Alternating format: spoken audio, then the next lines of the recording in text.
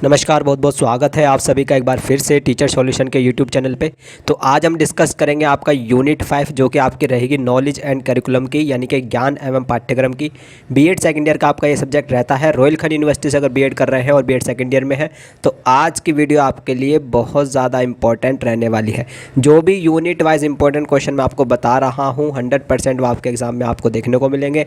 इसलिए अगर आप हमारे चैनल पर नए हैं तो चैनल को सब्सक्राइब कर लीजिएगा और बेल आइकन को प्रेस कर लीजिएगा, जिससे कि आपके पास वीडियो की नोटिफिकेशन आते रहे। कोई भी important video BEd second year की रोहिलखंड यूनिवर्सिटी की आपकी बिल्कुल भी मिस नहीं होनी चाहिए। तो चलिए स्टार्ट करते हैं यूनिट 5 और देखते हैं कौन कौन से क्वेश्चन आपको इसमें आज इंपॉर्टेंट देखने को मिलने वाले हैं। पहला क्वेश्चन जो आपका इंपॉर्टेंट रहता है वो आपका यह है कि पाठ्यक्रम मूल्यांकन की आवश्यकता एवं महत्व क्या है, इसका वर्णन कीजिए। ठीक है, what is the need and scope of curriculum evaluation. तो ये क्वेश्चन आपका इंपॉर्टेंट रहता है। इसका स्क्रीनशॉट ले लीजिएगा, अपने क्वेश्चन बैंक में इसको टिक कर लीजिएगा। आगे बढ़ते हैं, नेक्स्ट क्वेश्चन की बात करते हैं। नेक्स्ट क्वेश्चन जो आपके लिए इंपॉर्टेंट रहेगा वो आपका ये है कि अच्छी पाठ्य पुस्तकों की विशेषताओं का वर्णन कीजिए। Describe the characteristics of good text books. तो ये क्वेश्चन भी आपका इंपॉर्टेंट रहता है। इसका स्क्रीनशॉट ले लीजिएगा, अपने क्वेश्चन बैंक में इसको टिक कर लीजिएगा। आगे बढ़ते हैं, नेक्स्ट क्वेश्चन की बात करते हैं। नेक्स्ट क्वेश्चन जो आपका इंपॉर्टेंट रहेगा बहुत ज़्यादा, एनसीएफ आपका भाई हर साल हमेशा पूछा जाता है, काफ़ी ज़्यादा पूछा जाता है। ठीक है, तो इसको जरूर करके जाना है। राष्ट्रीय पाठ्यक्रम रूपरेखा एनसीएफ 2005 की प्रमुख विशेषताओं एवं उद्देश्यों का संक्षेप में वर्णन कीजिए। या फिर राष्ट्रीय पाठ्यक्रम संरचना एनसीएफ 2005 की प्रमुख विशेषताओं का वर्णन कीजिए। या फिर आपका राष्ट्रीय पाठ्यक्रम ढांचा 2005 पर संक्षिप्त टिप्पणी लिखिए। एक ही क्वेश्चन है, एक ही आंसर आपको इसमें लिखना है। ठीक है, इंपॉर्टेंट रहता है बहुत ज़्यादा। Describe the main features of national curriculum framework NCF 2005। Describe the main features of national curriculum framework NCF 2005। ठीक है, right a short note on a national curriculum framework 2005। तो इंपॉर्टेंट रहता है, एक ही क्वेश्चन है, इसका स्क्रीनशॉट ले लीजिएगा, इसको 100% करके जाना है। ठीक है, आगे बढ़ते हैं, नेक्स्ट क्वेश्चन की बात करते हैं। नेक्स्ट क्वेश्चन जो आपका इंपॉर्टेंट रहेगा वो आपका ये है कि पाठ्यक्रम का पाठ्य पुस्तकों में अंतरण करते समय किन कारकों को ध्यान में रखना चाहिए, विस्तार से विवेचना कीजिए। Which factors are to be kept in mind while translating syllabus into text book, discuss in detail. तो ये क्वेश्चन आपका इंपॉर्टेंट रहता है। इसका स्क्रीनशॉट ले लीजिएगा, अपने क्वेश्चन बैंक में इसको टिक कर लीजिएगा। आगे बढ़ते हैं, नेक्स्ट क्वेश्चन की बात करते हैं। नेक्स्ट क्वेश्चन जो आपका इंपॉर्टेंट रहने वाला है वो आपका यह कि पाठ्यचर्या मूल्यांकन के मानदंड और प्रक्रिया का वर्णन कीजिए। या फिर पाठ्यक्रम निर्माण की प्रक्रिया का वर्णन कीजिए। एक ही क्वेश्चन है। Describe the process of curriculum making. ठीक है, या फिर describe the criteria and process of curriculum evaluation. तो इंपॉर्टेंट क्वेश्चन है, इसका स्क्रीनशॉट ले लीजिएगा, अपने क्वेश्चन बैंक में इसको टिक कर लीजिएगा।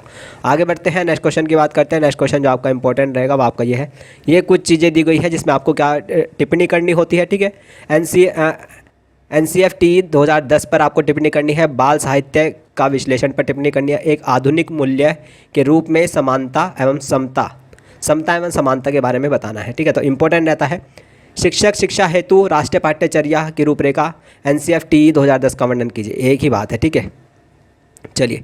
Describe the national curriculum framework of teacher education. ठीक है, 2010 important question. NCFT 2010 analysis of children's literature. या फिर equity and equality as a modern value. तो ये क्वेश्चन आपका इंपॉर्टेंट रहते हैं। ठीक है, इसका स्क्रीनशॉट ले लीजिएगा, अपने क्वेश्चन बैंक में इसको टिक कर लीजिएगा।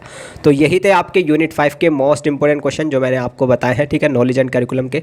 ये आपकी कुछ विद्या की पीडीएफ है। अगर कोई बच्चा विद्या की पीडीएफ बाय करना चाहता है, विद्या की पीडीएफ आपकी सिर्फ हिंदी लैंग्वेज में आती है। ठीक है, तो कोई बच्चा अगर विद्या की रोहिलखंड यूनिवर्सिटी की सेकेंड ईयर की बाय करना चाहता है, ये आपका क्या है, ये अनसोल्ड है। क्योंकि इस अनसोल्ड के सारे आंसर, इस अनसोल्ड में जितने भी आपके पेपर हैं उन सभी के आंसर इजी लैंग्वेज में आपको विद्या में मिल जाते हैं। ठीक है ना, और ये सारी पीडीएफ आपकी हिंदी लैंग्वेज में है। अगर किसी को ये विद्या की पीडीएफ बाय करनी है तो उसके लिए आप मुझे व्हाट्सएप पे मैसेज कर देना। ठीक है,